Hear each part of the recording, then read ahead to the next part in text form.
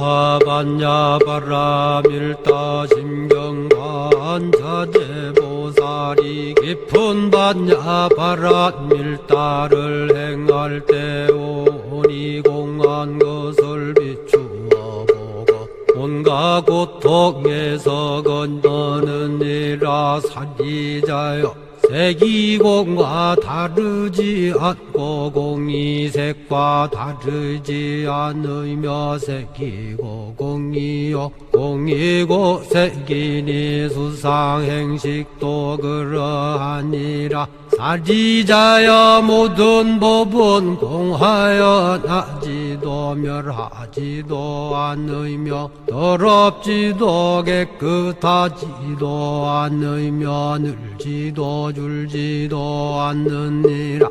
그러므로 곧 가운데는 색이 없고 수상행식도 없으며 안이비설신의도 없고 색성향 미촉법도 없으며 눈의 경계도 의식의 경계까지도 없고 무명도 무명이담까지도 없으며 늙고 죽음도 늙고 죽음이 다함까지도 없고 고진열도도 없으며 지혜도 듬도 없느니라. 얻을 것이 없는 까닭에 보살은 반야바라 밀다를 의지함으로 마음에 걸림이 없고 걸림이 없으므로 두려움이 없어서 뒤바뀐 헛된 생각을 멀리 떠나 완전한 열반에 들어가며 삼세의 모든 부처님도 반야바라 밀다를 의지함으로 세상의 깨달음을 얻느니라. 반야바라 밀다는 가장 신비하고 밝은 주문이며 위 없는 주문이며 무엇과도 견줄 수 없는 주문이니 온갖 괴로움을 없애고 진실하여 허망하지 않음을 알지니라. 이제 반야바라 밀다주를 말하리라. 아제 아제 바라 아제 바라 승아제 모지사바 아제 아제 바라 아제 바라 승아제 모지사바 아제 아제 바라 아제 바라 승아제 모지사바.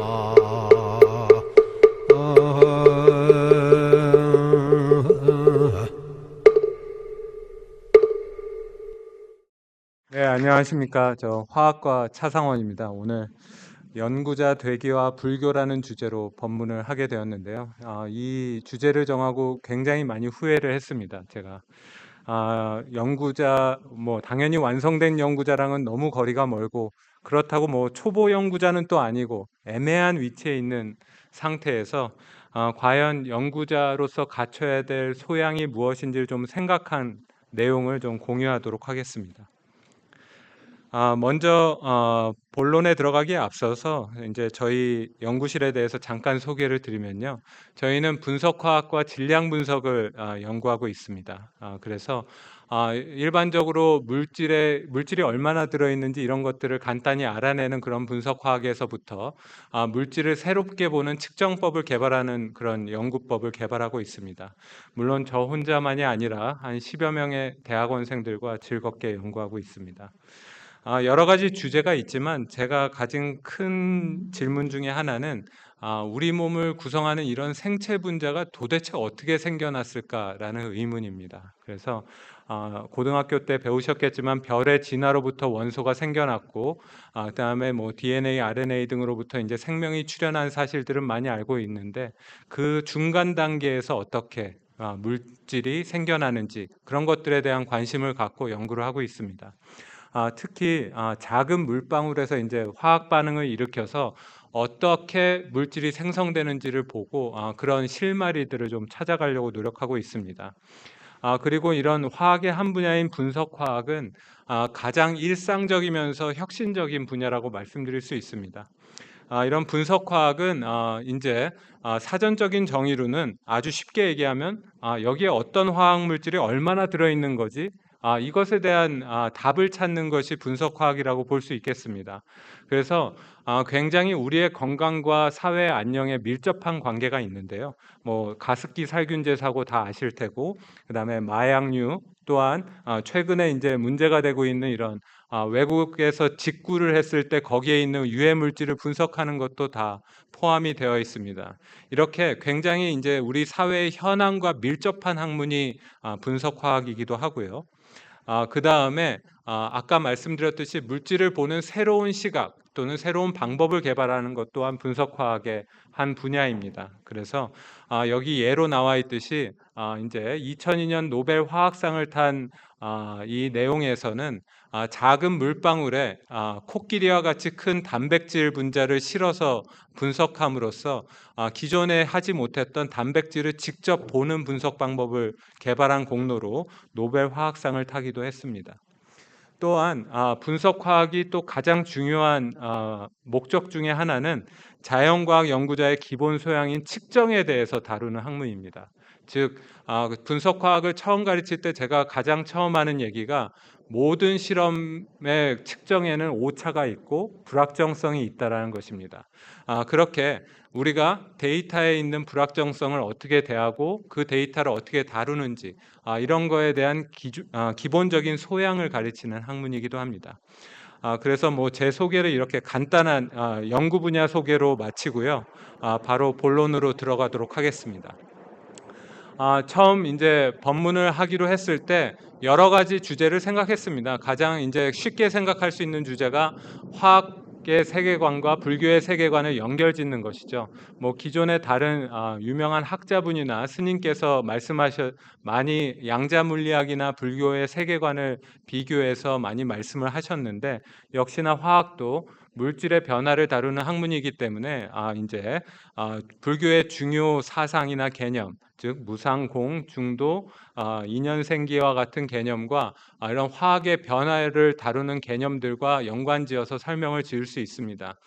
하지만 뭐 화학의 세계관과 불교의 세계관을 연결지어서 그 닮은 점을 찾는 것도 매우 중요하겠지만 저는 그것보다는 인제 우리가 화학을 실천하는 입장으로서 연구를 어떻게 수행하고 그때 불교가 그런 연구를 수행하는 길에 있어서 바른 길을 제시할 수 있는가를 좀 생각해 보게 되었습니다. 이에 시발점이 된 것이 제가 인제 준비를 하다가 인제 불교평론 창간 25주년 이 학술 심포지엄, 불교로 읽는 과학 및 과학으로 읽는 불교라는 것을 접하게 되었습니다. 여러분들도 뭐 유튜브 찾아보시면 쉽게 접하실 수 있는데요. 여기에서 여러 과학 분야의 저명한 과학자들이 인제 불교와의 관계를 인제 얘기를 하셨습니다.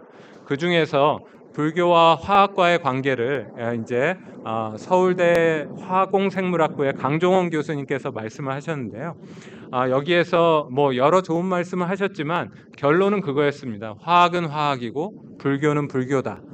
즉 화학의 세계관과 불교의 세계관을 연결지어 설명할 수 있지만 그것보다 더 중요하게 생각하는 것은 우리가 화학을 수행하는 입장으로서 불교가 어떤 길을 제시할 수 있는가 한번 생각해 보는 것이 더 중요하겠다라는 말씀을 하셨습니다. 저도 역시 이에 굉장히 공감하는 바이고, 화학 연구자는 역시나 화학을 실천하는 자입니다. 우리가 글로만 배웠던 것을 실천하는 자이고, 이러한 실천하는 길에 바른 길이 있을까라는 의문을 갖게 되고, 그런 바른 길에 대해서 불교에서 이런 길을 찾아볼 수 있을까라는 의문점에서 출발해서 이제 법문을 준비하게 되었습니다. 물론 제가 여기에서 이제 뭐 연구자가 되려면 이렇게 하세요라는 해답을 제시하진 전혀 않을 겁니다. 하지만 제 이제 연구 여정에서 중간자적인 입장에서 과연 나의 입장에서 봤을 때 내가 갖춰야 될 연구적 소양은 무엇인가를 생각해 보면서 그 생각을 공유하는 것으로 이제 법문을 진행하겠습니다. 간단하게 제 연구자로서의 여정을 설명드리면은 98년도에 이제 학부 연구생으로 처음 시작을 했습니다. 연구실에 들어가서 글로만 배우던 화학을 이제 실험하면서 재미를 느끼기 시작했죠. 하지만 뭐 이때는 뭐 연구에 대한 생각은 거의 없었습니다. 그냥 같이 연구실에 있는 대학원생 형 누나들 따라다니면서 놀기도 하고 실험도 배우고 그러면서 그냥 즐겁게 보내다가 자연스럽게 이제 같은 실험실로 석사 과정을 밟게 됩니다. 그래서 석사 과정에서는 뭐 인제 아주 연구자로서의 기초 과정이죠. 인제 연구 주제를 받게 되면은 그것에 관해서 실험을 수행하고 데이터를 해석해서 논문을 작성하는 이런 기초적인 과정을 거치게 됩니다. 이때 인제 뭐 당연히 진로를 생각하게 되는데요. 이때만 해도 뭐 연구에 대한 생각 별로 없었습니다. '어떻게 하지? 박사 과정 그냥 가는 게 나을까? 아니면 그냥 취직하는 게 나을까?' 이런 생각 많이 했습니다. 그러다가 인제 전 좀 늦은 나이에 군대를 가서 군대 복무하면서 인제 그래도 '계속 연구를 좀 해 보자.'라는 생각에서 박사 과정에 진학을 하게 됩니다. 그래서 미국을 건너가서 박사 과정 연구를 했는데 이때가 보면은 어찌 보면 제가 인제 '연구자로서 길을 가야겠다.'라고 확신이 생기게 된 그런 계기가 됩니다. 왜냐하면 제가 뭐 물론 굉장히 저명한 분석 화학자분 밑으로 인제 실험실에 들어갔는데 그때 그 당시에 굉장히 그분이 당신이 하던 주제랑은 전혀 동떨어진 주제를 받았습니다. 그러다 보니까 인제 자의반 타의반으로 굉장히 주체적으로 할 수밖에 없었고요. 그런데 그런 능동적 주체적으로 하면서 굉장히 재미를 많이 느꼈습니다. 그래서 '아 이게 내가 연구 체질인가?' 약간 좀 그런 생각을 했습니다. 그래서 진짜 내가 여러 연구자의 길이 갈래가 있지만 인제 대학 교수가 돼서 교육과 연구를 좀 병행하면서 쭉 연구자의 삶을 이어나가야겠다라고 인제 확신을 갖게 된 게 딱 이때입니다. 그러면서 인제 박사를 받고 박사 후 연구원에 가서 연구를 하게 되었는데 이때는 인제 유방암과 제가 단백질 물질에 관한 연구를 했었는데 연구 자체의 뭐 성과나 결과는 매우 좋았습니다. 매우 좋았는데 이때 '이게 정말 내가 원하는 연구가 맞나.'라는 고민을 굉장히 많이 했습니다. 실제로 뭐 컨설팅 회사나 일반 전혀 연구랑 동떨어진 회사에 많이 지원을 하기도 했었고요. 그래서 굉장히 혼란의 시기였는데 어떻게 하다 보니 굉장히 좋은 기회를 얻어서 인제 외대로 인제 처음 임용이 되게 되었습니다. 여기에 뭐 여러 교수님들이 계시겠지만 교수가 되면은 인제 뭐 계속 바쁘죠. 뭐 처음에 수업 준비하느라 정신없고 그다음에 승진 요건 채우느라 정신없고 그다음에 또 같이 연구할 대학원생은 어떻게 리크루트하지? 그러려면 대학원생 데리고 같이 연구를 하려면은 연구비가 필요한데 연구비는 어떻게 따지? 뭐 이런 생각 복잡한 생각들을 하면서 이제 그래도 처음에 생각했던 연구 주제를 갖고 인제 계속 연구를 수행하다가 한 9년 10년 정도 지난 시기에 굉장히 저한테 행운인 기회가 와 닿아서 인제 코로나가 팽배하던 2020 년에 인제 동국대에 와서 인제 연구를 계속 하게 되었습니다. 이렇게 동국대에 와서 지난 초기에 인제 뭐 승진을 다 마치고 그다음에 내가 인제 앞으로 한 10년 연구 인제 독립된 연구자로서 했는데 '과연 내가 앞으로 무슨 연구를 할 것인가.'라는 생각이 인제 문득문득 들기 시작합니다. 하지만 이게 뭐 당장 '우리 대학원생들 인건비는 어떻게 하지? 우리 연구비 어떻게 하지?' 뭐 이런 생각이 들면서 인제 그런 생각들 문득문득 들긴 하지만 전혀 뭐 심각하게 생각을 하지를 않게 됩니다. 하지만 인제 요번 법문을 통해서 제가 그런 생각을 좀 해 보게 됐는데요. 따져 보니까 인제 아주 학부 연구생 말 그대로 연구 병아리 시절부터 생각하면 벌써 25 년이 됐더라고요. 뭐 길다면 길고 짧다면 짧은 기간인데 그리고 연구자이면서 연구자를 양성한 것이 한 14년 되고 앞으로 한 16여 년 정도 남은 것 같습니다. 그랬을 때 이 법문을 준비하면서 이런 생각들을 해 봤습니다. '나는 어떤 연구자가 되어 가고 있는가?' 또는 '나는 내가 하고 있는 연구를 어떻게 생각하는가? 나는 연구자를 어떻게 양성하고 있는가?' 이런 자기 성찰에 비롯돼서 인제 여러 가지 생각들을 해 보게 되었습니다. 그러면 연구자가 과연 어떤 소양을 갖춰야 될까를 먼저 알아야겠죠. 그래서 뭐 여러 문헌을 찾아보고 책도 많이 읽고 했는데 인제 다행히도 인제 여기 소개된 광주과기원의 김태영 교수님이라고 저랑 같이 대학원 생활을 한 교수님이 계신데 굉장히 인문학적 소양이 뛰어나신 분입니다. 이분이 재작년부터 작년에 이르기까지 한 8편의 연구자 되기라는 칼럼을 대학원생을 대상으로 인제 쓴 칼럼을 기고하셨는데요. 여러분들 뭐 쉽게 인터넷에 검색해서 찾아보실 수 있습니다. 그래서 먼저 이것을 쭉 읽어보고 과연 연구자의 덕목이 무엇인지, 그리고 나는 거기에서 무엇이 필요한지를 좀 생각해 보게 되었습니다. 그래서 먼저 연구가 무엇인지 먼저 생각을 해보면 문자 그대로 해석하면은 돌을 평평하게 하는데 구멍이 뚫릴 정도로 끝까지 하는 것이 이제 문자 그대로 해석하면 연구입니다. 즉 새로운 주제, 새로운 질문을 가졌을 때 그것에 대한 답을 찾기 위해서 끝까지 매진하는 것이 이제 연구라고 생각을 합니다. 또한 영어 표현인 research도 크게 다르지 않습니다. research도 research, 즉 다시 조사한다, 다시 돌아본다라는 의미, 끊임없이 돌아본다라는 의미가 있겠죠. 그래서 거의 같은 의미를 갖고 있는데 이런 의미를 갖는데 제가 하나 놀란 것은 여기 김태형 교수님도 지적하셨지만 그냥 구글 검색을 해봤습니다. 연구에 대해서 이미지 검색을 하고 리서치에 대해서 이미지 검색을 했는데 굉장히 다르게 보이는 것을 알 수 있으시죠? 그래서 우리가 생각하는 연구 또는 우리 일반 사람들이 생각하는 연구는 아무래도 실험에 방점을 두고 있는 것 같습니다. 즉 글로 배웠던 학문을 실험을 함으로써 실천하는 형태가 연구다라고 생각을 하고 있고 이제 영어계에서의 리서치는 뭐 물론 그것도 연구이지만 그렇게 받은 결과에 대해서 조사하고 들여다보는 것에 좀 더 초점이 맞춰져 있는 것 같습니다. 이런 단상의 차이는 우리 교육과정의 차이에서도 오는 것이라고 저는 생각을 합니다. 우리가 보통 연구를 생각할 때 대비되는 개념 또는 유사한 개념으로 학습을 생각할 수 있습니다. 우리 교과과정은 주로 이제 학습에 방점을 두고 있죠. 말 그대로 알려진 질문에 대해서 답을 이해하거나 습득해서 배워서 익히는, 즉 러닝의 개념이 굉장히 강조됩니다. 물론 우리 교과 과정에서 여러 가지 실천과 뭐 창조적 창의력을 기른다는 소양 뭐 이런 것들을 강조하고 있지만 실제 교과서에서 봤을 때는 거의 그것이 드러나 있지 않습니다. 그래서 우리는 이 학습에 좀 더 방점을 두기 때문에 이 연구를 학습의 실천으로서의 연장선상으로 좀 생각하는 경우가 많은 것 같습니다. 그리고 이 학습과 연구를 저는 제 생각으로는 통틀어서 지칭하는 것이 공부라고 생각을 하는데요. 공부를 생각할 때 보통 이제 이런 대화가 오갑니다.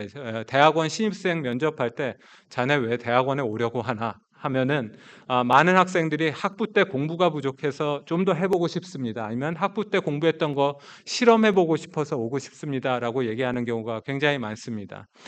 이때 뭐 물론 다 그렇게 생각하지는 않겠지만 제가 느낀 바로는 이때는 단지 대학 학부 때 배웠던 학습의 연장선상으로 이제 대학원에 진학해서 이제 그냥 글로 배웠던 걸 실천하는 의미의 학습으로서 연구를 받아들이고 있는 것이 아닌가라고 생각을 해봅니다.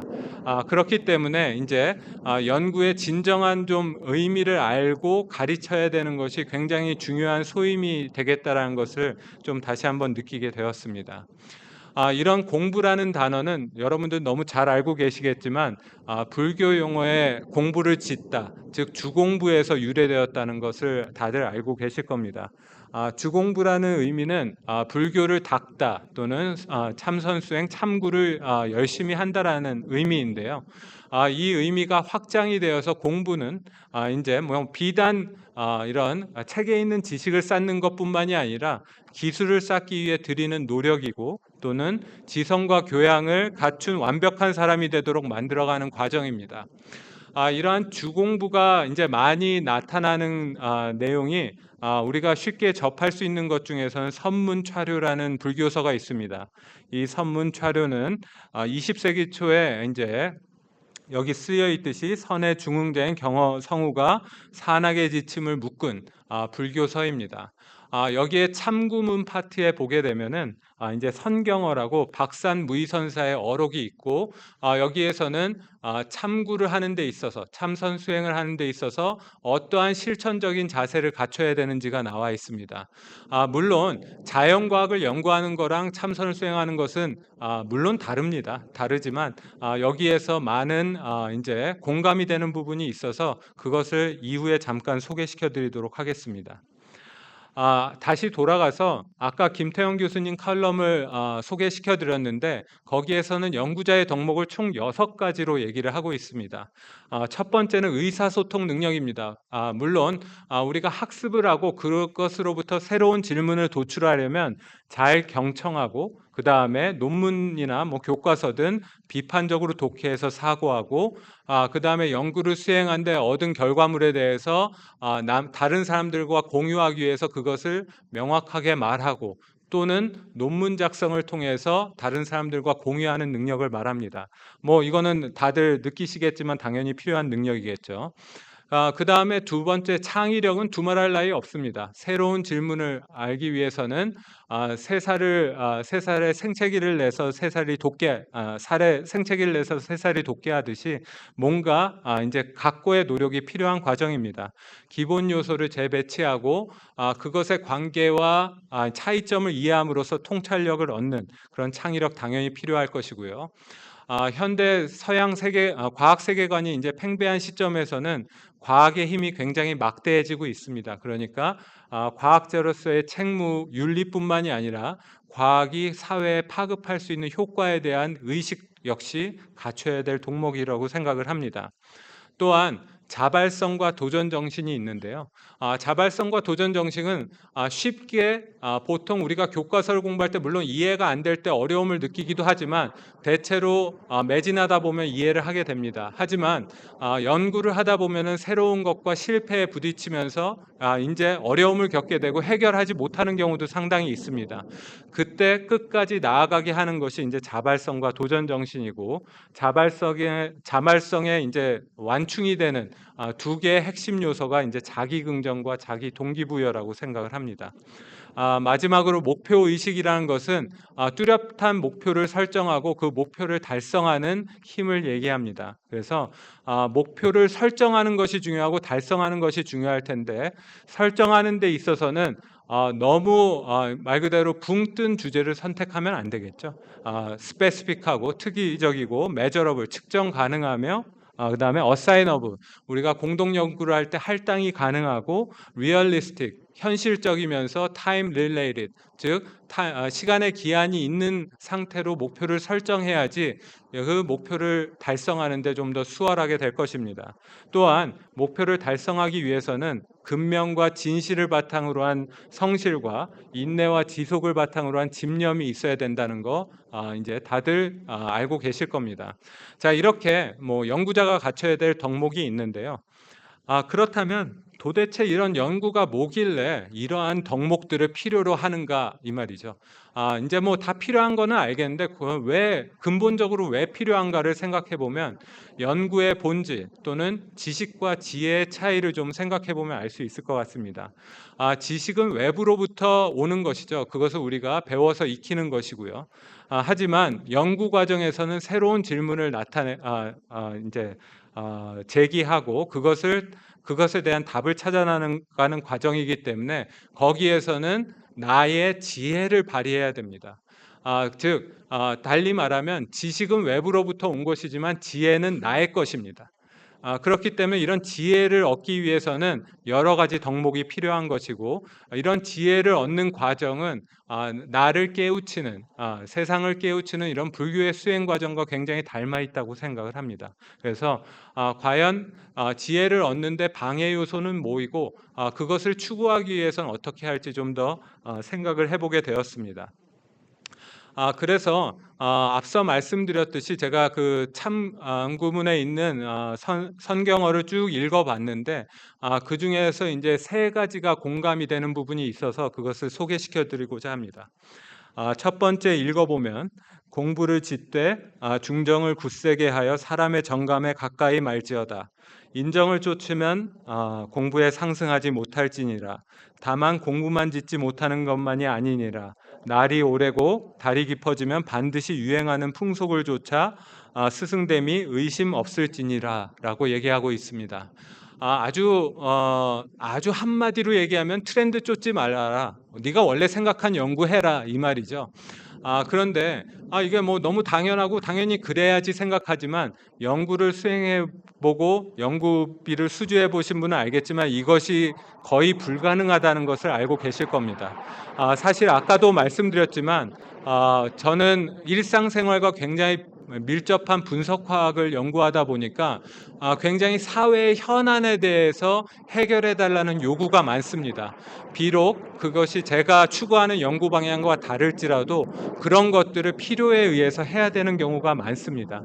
그래서 내가 지금 이 시점에서 정말 갖춰야 될 것이 무엇인가 생각했을 때 첫째, 이런 유행을 좇지 않고 내가 생각한 중심을 지키는 능력 100%는 아니더라도 어느 정도 지키는 능력을 가져야겠다는 것이 저에게 많이 공감이 되는 내용이었습니다. 두 번째는 먼저 읽고 말씀드리겠습니다. 공부를 짓되 마음을 가져 깨치기를 기다리지 말지니라. 저 사람이 길을 가매 길 위에 멈춰 있으면서 집에 도달하기만 기다린다면 마침내 집에 이르지 못함이니 다만 가야만이 집에 이르는 것이요 만일 마음을 가져 깨치기를 기다린다면 마침내 깨치지 못하는 것이니 다만 핍박하여야 깨치리라. 깨치기를 기다릴 것이 아니니라라고 얘기하고 있습니다. 이것은 뭐 단적으로 얘기하면 실천에 관한 얘기인데요. 아까도 말씀드렸듯이 연구의 가장 핵심적인 과정은 실천입니다. 프랙티스로서 과학을 받아들이는 것이죠. 그런데 연구를 계속 이제 수행하다 보면은 물론 지금 하는 프로젝트들은 계속 하고 있습니다만은 그런 프로젝트를 하면서 재밌게 느꼈던 것 또는 실패에 부딪혀서 잠시 멈췄던 것들은 잠시 제 마음속에 그냥 다락방에 넣어놓고 잊어버리는 경우가 많습니다.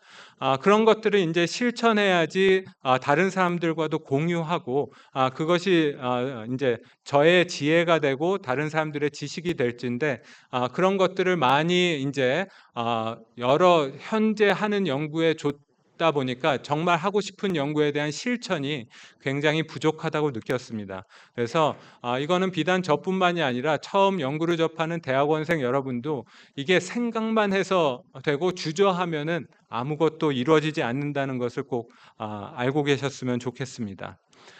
그 다음 문구는 이제 아까 실천에 관한 같은 문구인데 간단히 보면서 넘어가도록 하겠습니다. 그 다음에 이제 제가 세 가지라고 했는데 마지막이 이제 제가 가장 중요하게 생각하는 부분인데요. 먼저 읽어보겠습니다. 공부를 지어서 향상하지 못할까 두려워하지 말지니 지어서 향상하지 못하거든 짓는 것이 향상하기만 요구하면 문득 이것이 공부니라. 공부가 향상하지 않는다고 문득 물러나 북을 치면 비록 백겁천생이라도 그 어찌하지 못하니라 라는 문구가 있습니다. 이것은 제가 느끼기에는 연구를 수행하는 데 있어서 실패를 받아들이는 자세에 대해서 얘기하고 있는 것 같습니다. 물론 여기에선 참선 수행에 관한 얘기겠죠. 하지만 연구의 입장에서 봤을 때는 우리가 수많은 실패와 벽에 부딪히게 되는데 그때 그것을 그냥 버려버리는 경우도 상당수 있습니다. 상당수 있는데 여기서 지어서 향상하지 못한 것은 짓는 것이 향상하기만 요구하면 즉 향상을 향해 나가서 더 나은 실패를 향해 가서 계속 그 실패에 대해서 본질을 깨우치려고 노력한다면 그것 자체가 연구가 된다는 얘기입니다. 그래서 제가 쭉 연구를 지금도 수행하는 입장이지만 저에게 가장 큰 연구에 대해서 가져야 될 소양이라고 생각하는 것은 나는 내 연구에서 실패를 어떻게 받아들이고 있는지를 생각하는 것, 그리고 실패를 잘 알아차리고 있는지 또는 내가 스쳐 지나갔던 중요한 실패들을 얼마나 간과하고 있는지를 좀 통찰하는 것이 제가 갖춰야 될 연구 소양의 중요한 내용이라고 생각하고 많은 연구자들도 그런 소양이 필요하다고 저는 생각하는 바입니다. 그래서 이런 실패에 관해서 과학에서 실패에 관해서는 여러분들이 얘기를 했습니다. 일례로 여기 보면 스튜어트 파이어스타인 교수라고 이제 컬럼비아대 생물학부 교수인데요. 이분이 이제 두 개의 과학 교양서를 냈습니다. 하나는 무지가 어떻게 과학을 이끌었는지 이그노런스에 관한 내용을 얘기를 했고, 두 번째는 실패가 어떻게 과학을 성공적으로 만들었는지에 대한 이제 얘기를 교양서로 낸 바가 있습니다. 이거 뭐 굉장히 길지 않고 여러분도 쉽게 읽을 수 있는 내용인데요. 이 내용과 이분이 강연했던 내용을 보면은 실패에 대해서 세 가지 중요한 아이디어를 제시하고 있습니다. 첫 번째는 failure is an end itself, 즉 실패는 그 자체로 끝이다. 여기에서 끝이라는 것은 실패 이제 끝이니까 버려라라는 것이 아니라 실패가 중요한 성과물이라는 얘기입니다. 즉 failure should be valued as integral to the process. 우리가 연구를 수행하는 과정에 중요한 요소로서 반드시 인지하고 있어야 된다는 것이 첫 번째 아이디어입니다.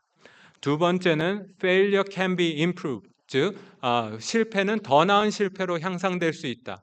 우리가 수많은 실패를 할 때 거듭된 실패를 할 때 무작정 실패를 반복하는 것이 아니라 실패에 대한 통찰 또는 사고를 통해서 더 나은 실패로 나아가는 과정이 필요하다라고 얘기를 하고 있습니다. 그리고 마지막 세 번째 아이디어가 이제 가장 핵심적인 제가 얘기하고 싶은 아이디어 중에 하나인데요. 네거티브 케이퍼빌리티라는 얘기입니다. 여기에서 얘기하는 네거티브 케이퍼빌리티는 여기 보듯이 의심과 불확정성에서 머무르는 창의적으로 머무르는 상태를 이제 네거티브 케이퍼빌리티 한국말로 이제 번역하면은 소극적 수용력이나 부정적 수용력이라고 번역이 되는데 사실 그 번역은 조금 의미가 맞지는 않는 것 같습니다. 여튼간에 이렇게 혼탁한 상태에서 머무를 수 있는 능력을 이제 강조를 하고 있는데요. 실제 이런 네거티브 케이퍼빌리티는 지금 여기 나와 있는 교수님이 먼저 얘기한 것은 아니고 문학에서 나온 얘기입니다. 그래서 이 19세기 낭만주의 시인인 존 키스라는 사람이 자기의 두 동생한테 여러 가지 고민과 생각들을 전하는 편지에서 처음 등장하게 되는데요. 여기에서는 이제 이 시인이 어떤 얘기를 하냐면 셰익스피어 같은 대문호는 도대체 어떤 능력을 갖고 있길래 그렇게 모든 사람이 이제 좋은 작품이라고 여기면서 해석이 제각각인 그런 작품들을 만들어낼 수 있을까 하는데 그 밑바탕에 바로 네거티브 케이퍼빌리티가 있다라고 생각을 하고 있습니다. 영어로 쓰여 있는 내용도 있지만 그것을 간단하게 해석하면은 이 네거티브 케이퍼빌리티라는 것은 명확한 답이나 논리적 결론을 찾으려는 강박 없이 이러한 불확실성 속에 머물 수 있는 능력, 즉 여기에서 보듯이 이를 통해 자신만의 고정된 견해나 확실성을 고집하지 않고 이제 인간 경험이나 모순 복잡성과 모순을 그대로 받아들이는 그런 상태를 이제 네거티브 케이퍼빌리티라고 얘기하면서 이것이 가장 이상적인 창의력이 발현하는 상태라고 이제 얘기를 하고 있습니다. 그래서 제가 이 내용을 접했을 때 이제 딱 떠오른 것이 이제 불교에서 가장 중요한 가르침 중에 하나인 팔정도가 생각이 났습니다. 그래서 이제 여기에서 얘기하는 정경과 정정과 맞닿아 있는 것이라는 생각을 했습니다. 물론 정확한 의미는 당연히 다르겠습니다만은 여기에서 우리가 실패를 바라볼 때 그것을 그대로 받아들이고 그것으로부터 새로운 사실을 알아내는 능력을 갖춰야 된다라는 생각을 하게 되었습니다. 그래서 뭐 여러분들 뭐 바로 옆에도 있지만 저희 맨날 이 팔정도를 거닐고 있죠. 제가 뭐 당연히 이 앞에서 팔정도에 대해서 설명할 것은 아닙니다만 간단하게 얘기하면 열반의 세계로 가기 위해 실천 수행해야 할 중요한 8가지 가르침이라고 알고 있습니다.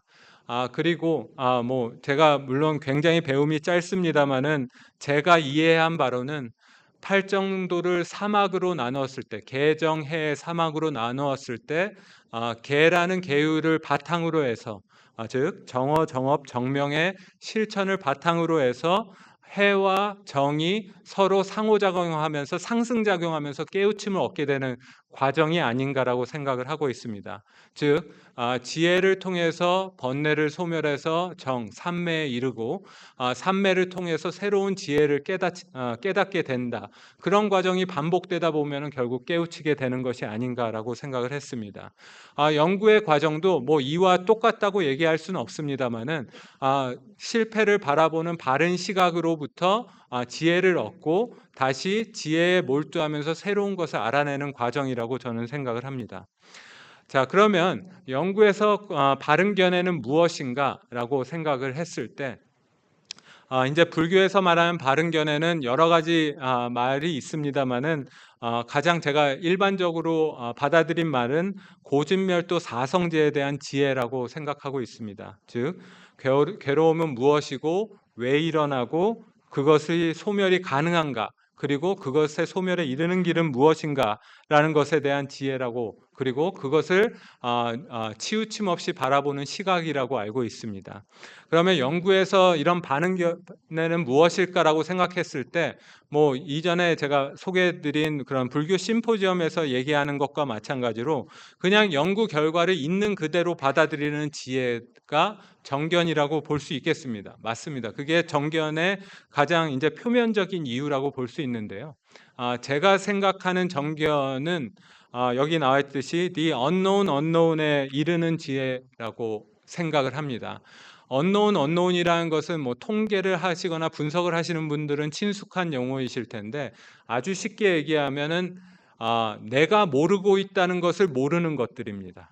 그러니까 전혀 이제 인지를 하고 모른다는 것 자체를 모른다는 상태이죠. 그것이 이제 나타나게 되면 known unknown이 되는 것이죠. 아는 무지가 되는 것이죠. 그래서 결과적으로 과학적 발견을 하는 데 있어서는 우리가 전혀 모르고 있는 것들을 발견해 나가는 길인데 그것에 대해서 그 길에 이르는 지혜를 얻는 과정에 필요한 것이 정견이라고 생각을 하고, 그 정견을 얻기 위해서 아까 말씀드린 중요한 과정, 실패의 관점에서 봤을 때는 내가 경험한 실패가 무엇이고 실패가 왜 일어났고 실패를 해결이 가능한지, 그리고 가능한 길에 이르는지를 끊임없이 통찰하는 것이 바로 연구에서 생각하는 정견이라고 생각합니다. 또한 경험에서 일어난 것뿐만이 아니라 축적된 지식을 바탕으로 내 무지, 즉 ignorance가 무엇인지를 알고 그 무지에 대해서 어떤 질문을 할 수 있는지 계속 사유를 하고 질문에 대답하는 것이 가능한가, 그다음에 대답을 찾는 길은 무엇인가를 통찰하는 것이 이제 저는 제 의견으로는 연구에서의 바른 견해, 정견이라고 생각을 합니다. 이렇게 생각하는 것은 다 좋은데 그러면은 이거를 우리가 일상생활에서 어떻게 실천할까를 그 다음에 생각을 좀 해보았습니다. 그래서 뭐 저 나름대로도 생각을 해보고 여러 이제 생각을 찾아보기도 하고 했습니다만은 고려대 철학과의 조성택 교수님이 이제 법보신문에 기고하신 정견의 일상적 실천이라는 이 기고문에서 제가 굉장히 공감하는 부분이 많아서 소개를 시켜드리고자 합니다. 첫 번째 정견의 일상적 실천의 첫 번째는 확신이라는 무지를 인지하는 것입니다. 즉 우리가 무언가 바르게 판단하는데 방해하는 요소들이 많죠. 즉 화가 있을 수도 있고 탐욕이 있을 수도 있고 뭐 분노가 있을 수도 있는데 가장 연구자로서 경계하는 것은 내가 알고 있는 것에 대한 확신입니다. 즉 내가 알고 있는 확신은 물론 지식의 바탕을 두고 있긴 하지만 주관적인 믿음일 뿐입니다. 그렇기 때문에 이 확신이 너무 가득 차 있어서 새로운 사실을 받아들일 자세가 되어 있지 않다면은 전혀 실패로부터 배우는 것이 없을 수도 있겠습니다. 그래서 육아에서 공자가 평생 동안 안 했다는 네 가지가 있죠. 좌절사라고 얘기를 하는데 단정하거나 치우친 판단이 없고 그 다음에 집착이 없으며 확고하다는 완고한 고집이 없고 자신만을 내세우는 아집이 없다. 이 자세를 갖춰야지만이 저희가 실패나 연구에 대한 결과에 대한 사실을 받아들이는 바른 자세가 되지 않나라는 생각을 하게 됩니다. 그다음에 두 번째로는 대화와 경청입니다. 뭐 너무 당연한 얘기죠. 그렇지만 이것이 실천되고 있는가를 생각해 보면 굉장히 저 입장에서는 부정적입니다.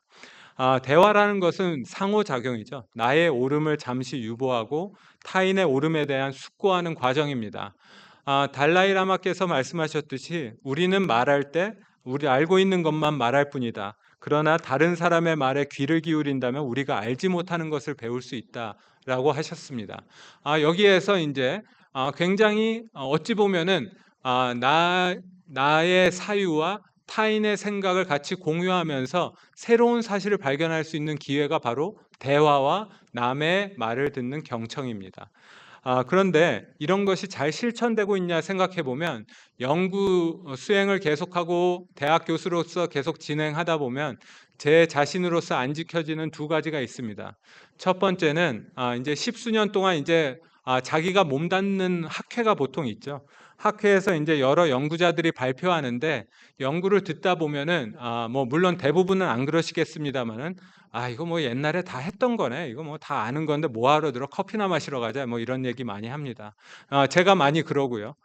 그런데 그것은 들어보지도 않고 그 사람이 무슨 말을 하려고 하는지 알지도 못하면서 그냥 나의 그런 잘못 그릇된 견해로 그냥 예단해 버리고 남의 경청할 기회, 새로운 사실을 발견할 기회를 그냥 저버리게 되는 경우가 점점 연구를 하면서 더 빈도가 높아지는 것 같습니다.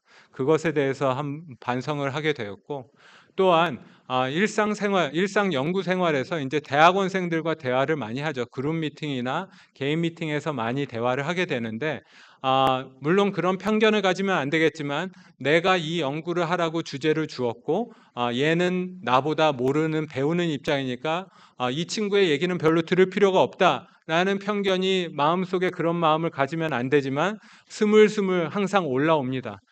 그런데 사실 그 학생이 생각하는 것은 전혀 저와 다른 시각일 수도 있고 하는데 그런 것들을 계속 간과하고 스쳐 지나가는 경우가 점점 늘어나는 것 같습니다. 그래서 그런 것들을 좀 해야 되겠다라는 것을 이번 이제 법문을 준비하면서 제가 많이 느끼게 되었습니다.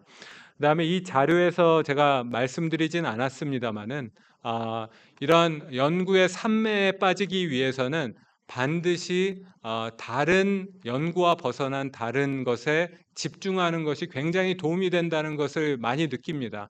그것이 자신의 신체를 건강하게 하는 운동 활동이 될 수도 있고 우리 불교에서 중요하게 생각하는 명상이나 참선이 될 수도 있겠습니다. 반드시 자나깨나 연구 생각만 하는 그런 훌륭한 연구자도 계시겠지만 제 생각에는 반드시 연구를 잠깐 이제 내려놓고 그 이외에 다른 집중을 하는 시간을 가졌을 때 이런 아까 전에 말씀드렸던 네거티브 케이퍼빌리티가 생기는 그런 계기가 되지 않을까라고 생각이 됩니다.